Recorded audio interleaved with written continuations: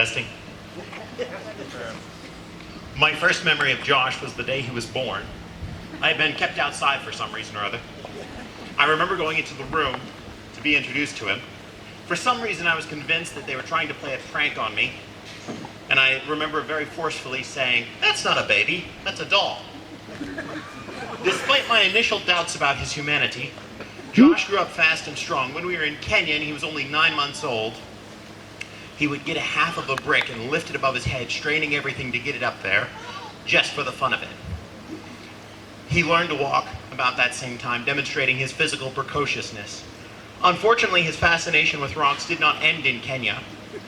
In South Africa, when he was about 7, we were at a church, and he was throwing rocks up in the air. Then one of them hit him in the back of the head. You can still see the mark there, I think.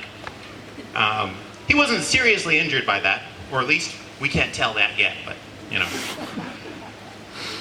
Back a while ago, but not so long ago, I was commenting on how nice he was to everyone, how kind he was. He then explained to me how intentional this was. He, surprising though it may be, wanted to get married even back then, and had come across a verse that says something like, "What makes a fellow likable is his kindness." And so while his peers tried to cultivate a cool style that in their 30s they're probably going to look back on and cringe at, he put a noticeable effort into being kind to the people around him. Some of this I think is kind of native to his character. For example, when we had the whooping cough when we were little, for some reason or other we needed trash cans every now and then.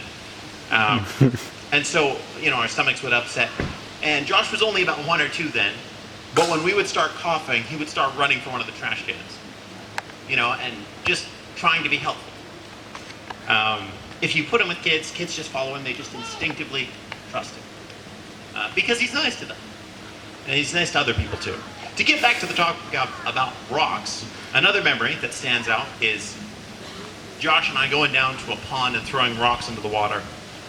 You know, about the size of a grapefruit or a pineapple, and listening to that weird noise the air makes when it gets pushed out from underneath the rock as it goes into the water. Then you watch the ripples going away from the disruption. Our actions are kind of like chucking a half brick into a pond. The consequences are ripples.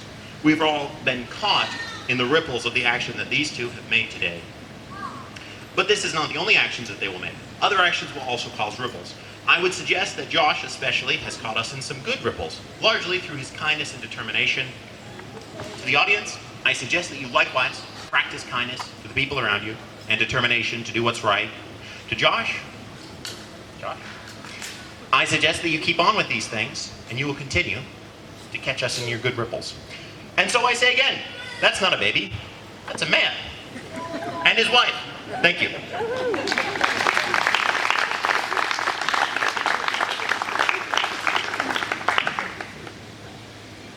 My dear Holly, that first sentence feels like a weird way to start a speech because it's not like I'm writing you a letter, but it is how I feel about you.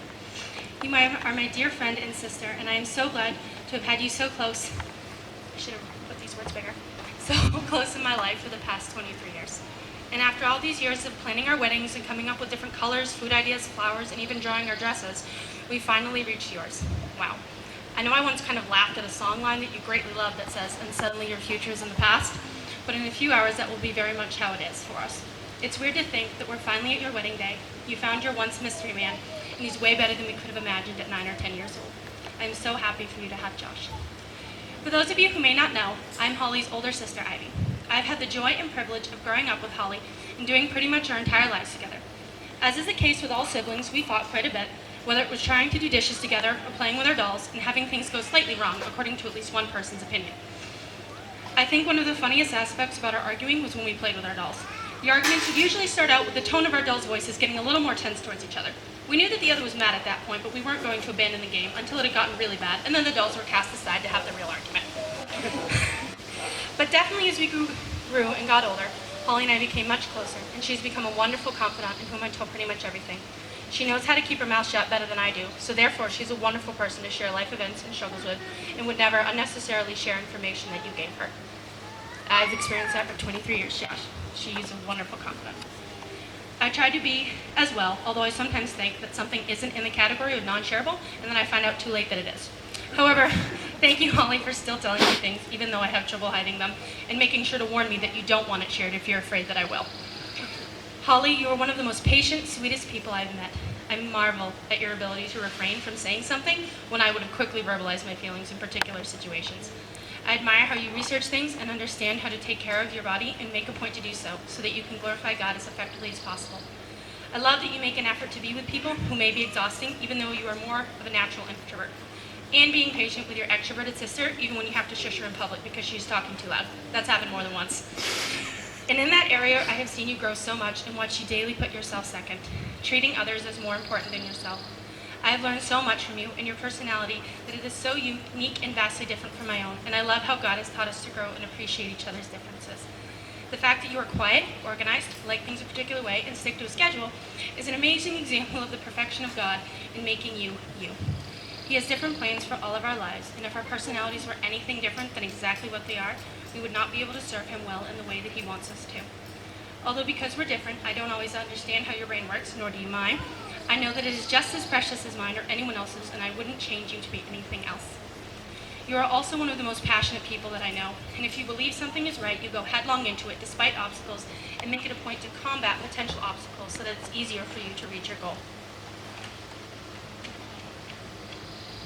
I had a longer speech, or at least I think I did, I don't really remember, but the main point of this whole thing, I had to redo it, whole thing is to express to not only you, but to everyone else here, you are a wonderful human being created by God with a purpose that is only for you. Does your personality hinder you from doing other things that are necessary because it's harder for you? Absolutely. Do you struggle in ways that no one else could possibly imagine? Just like everyone else, you absolutely do. And because I know some of them, it makes me admire you all the more. Keep being strong. Keep relying heavily on your Savior, Holly. That is the part about you that I love most of all. You make purposeful time to read the Bible and pray to God. You are deeply and passionately in love with Jesus, and that is undoubtedly what Josh finds your most attractive feature.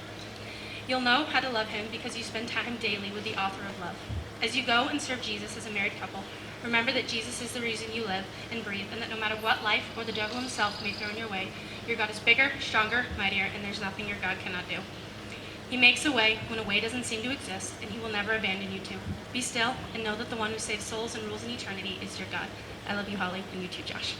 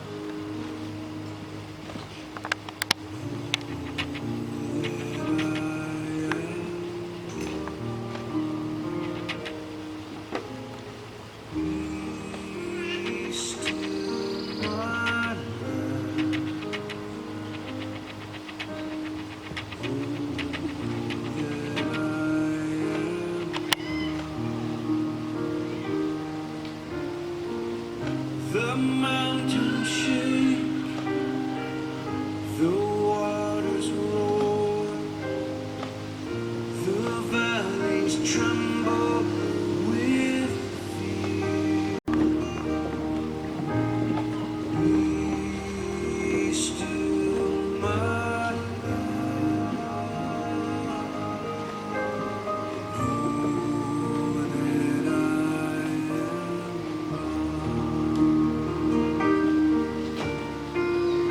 Behold the works our Lord has done